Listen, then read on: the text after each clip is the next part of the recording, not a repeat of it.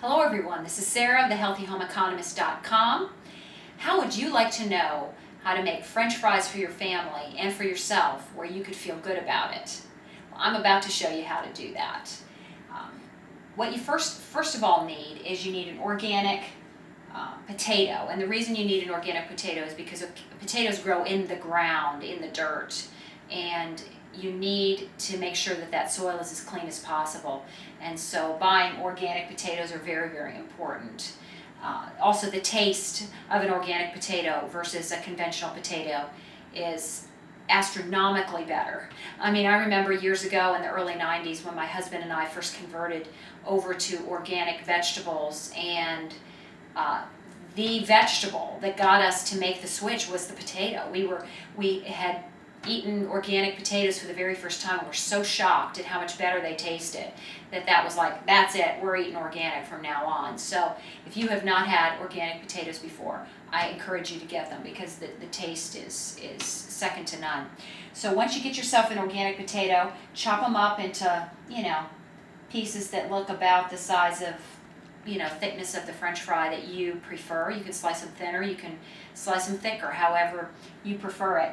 And you need to get yourself a healthy oil. The problem with French fries today, and the reason they're associated with ill health and all manner of ailments, is primarily because they're cooked in very bad fats. I mean, first it was partially hydrogenated fats, and then they got rid of those, and now they've got other fats that are not partially hydrogenated, but they're processed in another way, and they're just as bad. So you cannot take polyunsaturated oils like canola or primarily canola or soybean. You cannot take these types of polyunsaturated oils and heat them to the temperatures required to fry French fries. You just can't do it. These oils are not designed for that kind of heat. You need a healthy oil. And actually, in years gone by, McDonald's actually used to use beef tallow, which is the fat between the kidneys on a cow. It's a very healthy, nutrient-dense fat, probably the most healthy fat on the cow, anywhere on the cow. And but they got away from that and went to the partially hydrogenated fats in the 80s, and that's kind of the McDonald's French fries, and all fast food French fries kind of went downhill from there. But what you can do is get yourself some tallow, get yourself some beef tallow. Where do you get beef tallow? Which is, by the way, the best fat to make French fries in. They taste the best. They have that little beef, that little meat flavor, and they're just fantastic. Well, I would recommend to you to contact the Weston A. Price Foundation, westonaprice.org, and order this $1 shopping guide. And keep it in your purse because this will save you so much trouble at the grocery store. And in here, on page 16, there's a couple of pages on fats and oils, and it gives you a list of where you can mail order tallow. I have never seen tallow that you can purchase in the store.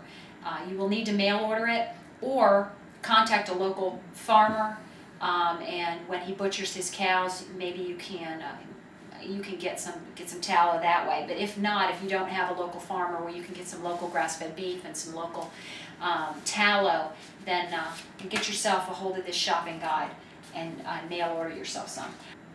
I'm actually very fortunate. I was given a gift of some beef tallow from my friend Paula.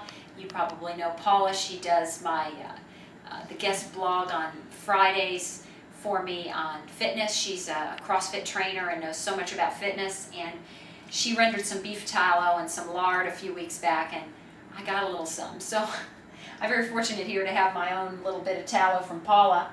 What you want to do is once you get your tallow, you're going to probably ask, do I need a deep fryer? And I would say no. Don't get yourself a deep fryer, and the reason you don't want a deep fryer is they fry at such high temperatures, okay?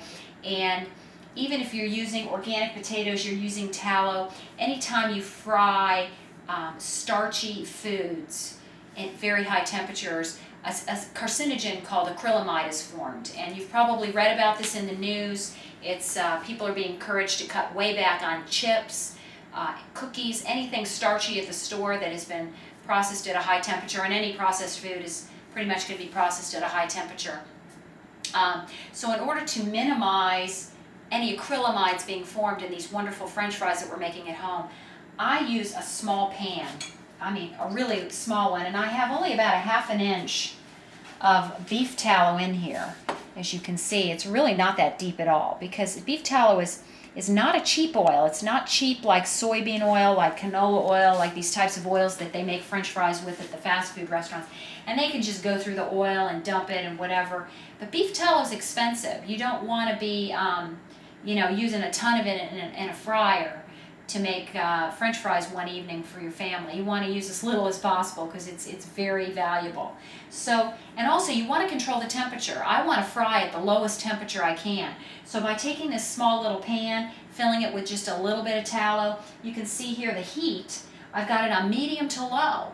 A beef fryer is going to be cooking it at a much higher temperature, but here I can control the temperature. I can watch it. I generally make the fries while I'm cooking the rest of my meal, and I can watch it and turn them with a fork as it's cooking, and I just cook, little batches of fries as I'm making the rest of my meal, and that way I keep the temperature much lower and make it a much healthier product than it would be otherwise. Okay, so now I've got a little bit of tallow here in this small little pan, and I'm just going to drop some fries in here. You can hear them sizzling, even though I've got it on medium to low. This is not a very high heat at all. And I make small batches. Let me take a shot of this. And I just put a few in at a time. You can see here I've got them cooking in the oil. And this is going to take, 5 minutes or so, 8 minutes maybe, to cook these few fries. And we'll pick it back up when they're done, and I'll show you what they look like. Our wonderful guilt-free French fries are ready to serve up now. So what you're going to do is just take your pan over here to a plate. And see how beautiful golden brown they are, and they're going to so crunchy and perfect. Just scoop them on out, and then you just put your oil right back on the heat and drop in your next handful of French fries back in the same oil and get those cooking away.